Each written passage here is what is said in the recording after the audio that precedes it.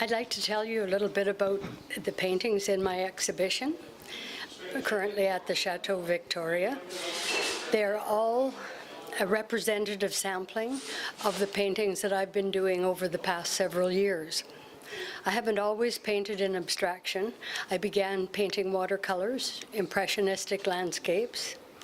Then I tried oils, and I loved doing that. I thought I'd paint impressionistic landscapes in oil for the rest of my life.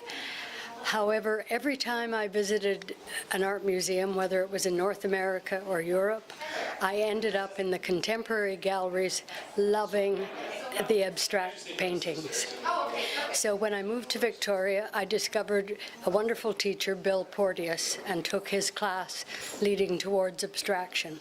And that was the beginning of opening the key to the way I'll paint for the rest of my life.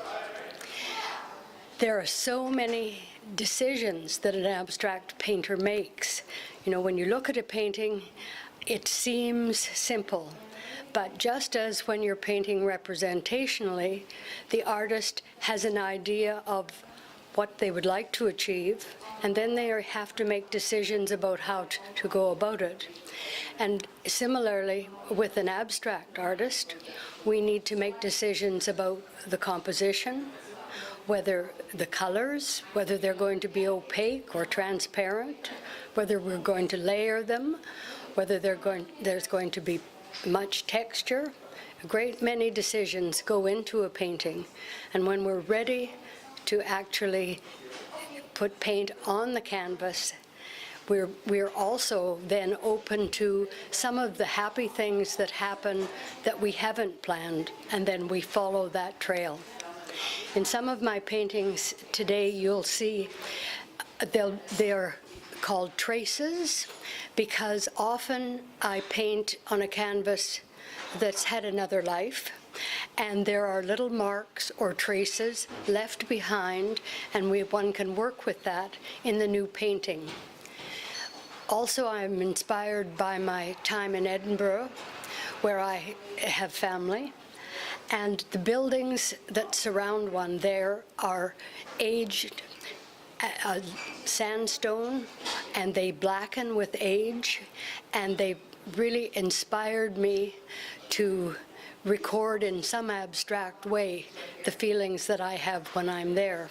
In other paintings that are in this exhibition, you'll see signs of my inspiration that I'm surrounded by living in Victoria, on the west coast, the ocean, the mountains, just bits of beauty wherever we go, the wonderful flowers that surround us, and my appreciation for the pleasure and privilege of living here.